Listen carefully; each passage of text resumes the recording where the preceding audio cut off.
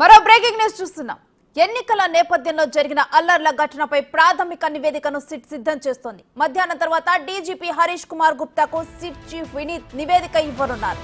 ఆదివారం అర్ధరాత్రి వరకు దర్యాప్తు సాగింది. డీజీపీకి ఇచ్చేందుకు సిట్ అధికారులు నివేదిక తయారు చేస్తున్నారు. మరోవైపు ప్రధానమైన 33 హింసాత్మక ఘటనలపై ఎఫ్ఐఆర్లను సిట్ అధికారులు పరిశీలించారు. ఎఫ్ఐఆర్లో అదనపు సెక్షన్లను జోడించాలని సిట్ సూచనలు చేయనున్నట్లు సమాచారం.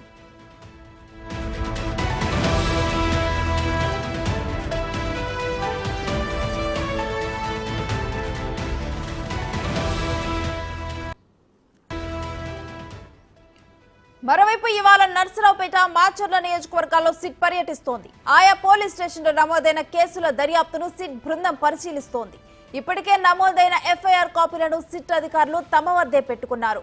ప్రతి కేసును క్షుణ్ణంగా పరిశీలించి సెక్షన్లు మార్చడంతో పాటు సీసీ ఫుటేజ్ ను చెక్ చేస్తున్నారు. ఘటనకు బాధ్యులుగా కనిపించే మరికొందరిని ఆయా కేసుల్లో చేర్చుతున్నారు.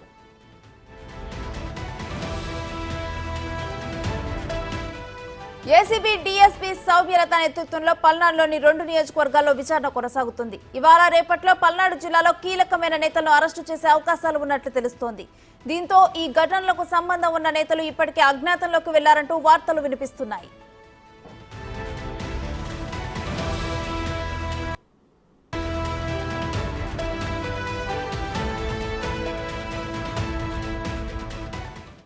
ఇక ఇదే అంశానికి సంబంధించి మరిన్ని డీటెయిల్స్ మా విజయవాడ ప్రతినిధి శివాని అడిగి తెలుసుకుందాం. శివ, సిట్ నివేదిక గురించి డీటెయిల్స్ ఏంటి? రేణుశ్రీ, మొత్తం మీద చూసుకుంటే ఆంధ్రప్రదేశ్లో 3 జిల్లాల పరిధిలో 4 నియోజకవర్గాల్లో జరిగిన హింసాత్మక సంఘటనలకు సంబంధించి కూడా సిట్ అధికారులు ప్రాథమిక నివేదికని దాదాపుగా పూర్తి చేశారు. ఇంకా ఫైనల్ నివేదికని తయారు చేస్తున్నట్టు తెలిసింది. మధ్యాహ్నం 3 గంటల తర్వాత ఏపీ డీజీపీకి సిట్ అధికారులు వినీత్ తన నివేదికని సమర్పించబోతున్నారు. ఆ తర్వాత డీజీపీ సీఎస్కి ఇస్తారు. సీఎస్, డీజీపీ ఇరువురు కలిసి రాష్ట్ర ఎన్నికల కమిషనర్కి ఈ డేటాని కూడా పంపించబోతారు. ఆ తర్వాత కేంద్ర ఎన్నికల సంఘానికి రాష్ట్ర ఎన్నికల కమిషనర్ పంపబోతున్నారు. రాష్ట్రంలో 4 నియోజకవర్గాల పరిధిలో 33 హింసాత్మక సంఘటనలు జరిగినట్లు కూడా సిట్ దర్యాప్తు బృందం పూర్తి స్థాయిలో నివేదికలో పేర్కొన్నట్టు తెలుస్తూ ఉంది. దీంట్లో అనేకమైన కీలకమైన వ్యక్తులు, కీలకమైన నాయకులు, ఇరు పార్టీలకు సంబంధించిన కీలకమైన వ్యక్తులు కూడా ఉన్నట్లు గుర్తించారు. ఈ కేసులకు సంబంధించి సీసీ ఫుటేజ్, అలాగే మీడియా ఛానల్స్లో ప్లే అయిన వీడియో కాస్ట్లను కూడా వారు స్వయంగా పరిశీలిస్తున్నట్టు తెలుస్తూ ఉంది. ఇప్పటికే దాదాపుగా 200 పైగా కూడా ఎఫ్ఐఆర్లు నమోదు చేసినట్టు తెలుస్తూ ఉంది. 400 మందిని అదుపులో తీసుకొని విచారణ చేస్తున్నారు. వీరిలో దాదాపుగా 200 మంది పైగా కూడా 307 హత్యా ప్రయత్నం కేసులు కూడా నమోదు చేసినట్టు తెలుస్తూ ఉంది. మరొక 200 మంది పైగా కూడా ఈ కేసులో ప్రత్యక్షంగా పాల్గొన్న వారు కూడా అజ్ఞాతంలోకి వెళ్ళినట్టు తెలుస్తూ ఉంది. పలు పార్టీలకు సంబంధించిన ఇన్ఛార్జీలు, నియోజకవర్గ ఇన్ఛార్జీలు, ఎమ్మెల్యే అభ్యర్థులు, అలాగే ఎవరైతే ఎన్నికల చీఫ్ ఏజెంట్లు కూడా దీంట్లో బాధ్యులుగా ఉన్నట్లు కూడా సిట్ బృందం అభిప్రాయం వ్యక్తం చేసింది. ఈరోజు సాయంకాలానికి పూర్తి స్థాయిలో నివేదికను తయారు చేసి ఎన్నికల సంఘానికి ఇవ్వబోతున్నారు. ఈ రోజు నుంచి కూడా సిట్ బృందం అంటే ఎప్పటికైతే నివేదికని కేంద్ర ఎన్నికల సంఘానికి పంపిస్తారో ఆ తర్వాత కూడా కేసుల పరంపరని ఏదైతే దాదాపుగా ఈ 200 కేసులు ఉన్నాయో ఈ 4 నియోజకవర్గాలతో పాటు పల్నాడులో అదనంగా మరొక 2 నియోజకవర్గాలను కూడా తాజాగా ఈరోజు జోడించారు. మాచర్లతో పాటుగా నరసరావుపేట, మాచర్ల గతంలో ఉన్నాయి. తాజాగా గురజాల, పెదకురపాడు 2 నియోజకవర్గాలను కూడా సిట్ తన పరిధిలోకి తీసుకున్నట్టు తెలుస్తూ ఉంది. ఆ నియోజకవర్గాల్లో కూడా ఈరోజు సిట్ బృందం పర్యటన చేయబోతూ ఉంది.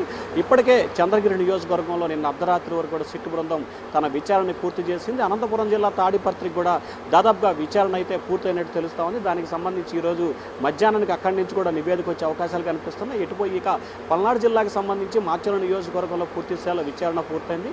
నరసరావుపేటలో విచారణ కొనసాగుతూ ఉంది. అలాగే గురజాల, పెదకురపాడుకు సంబంధించి ఈరోజు సిట్ బృందం స్వయంగా పరిశీలించి నివేదికను తయారు చేస్తారు. దానికోసమే వాస్తవానికి ఉదయం 10-11 గంటలకే సిట్ బృందం నివేదిక డీజీపీకి ఇస్తారని చెప్పి సమాచారం అందింది. కానీ ఇంకా పల్నాడు జిల్లాలో 2 నియోజకవర్గాల నుంచి నివేదిక రాకపోవడంలో జాప్యం మూలంగానే మధ్యాహ్నానికి వాయిదా పడినట్లు కూడా తెలుస్తూ ఉంది. ఏదేమైనా సరే పలు కీలకమైన నాయకులు, కీలకమైన కార్యకర్తలు ఇప్పటికే అజ్ఞాతంలోకి వెళ్ళినట్టు కూడా తెలుస్తూ ఉంది. ఒకవైపు హౌస్ అరెస్టులు చేస్తున్నా కానీ ఎమ్మెల్యేలు, ప్రజాప్రతినిధులు, ఇన్ఛార్జీలు కూడా హైదరాబాద్ మక్కం మార్చినట్టు తెలుస్తూ ఉంది. ఇప్పటికే పల్నాడు జిల్లాకు సంబంధించి 7 అసెంబ్లీ స్థానాల్లో 4 అసెంబ్లీ స్థానాల్ని హై సెన్సిటివ్గా ఎన్నికల సంఘం గుర్తించిన నేపథ్యంలో 4 సంబంధించి టీడీపీ, వైసీపీ 8 మంది అభ్యర్థులకు సంబంధించి 4 హైదరాబాద్ మక్కం మార్చారు. మరొక 2 ప్రస్తుతం వారు వెకేషన్కి వెళ్ళినట్టు తెలుస్తూ ఉంది. మరొక 2 నియోజకవర్గంలో అందుబాటులో ఉన్నట్లు కూడా తెలుస్తోంది. సో ఓవరాల్గా చూసుకుంటే నరసరావుపేట, పల్నాడు జిల్లాలో జరిగిన హింసాత్మక సంఘటనలు, అలాగే అనంతపురం, చిత్తూరులో జరిగిన సంఘటనలపై సిట్ చాలా సీరియస్గా కూడా దర్యాప్తును ముమ్మరం చేస్తూ ఉంది. రానున్న 1-2 రోజుల్లోనే 10ల సంఖ్యలో అరెస్టు జరిగే అవకాశాలు అయితే కనిపిస్తూ ఉన్నాయి. Renusri. Right, thank you Shiva.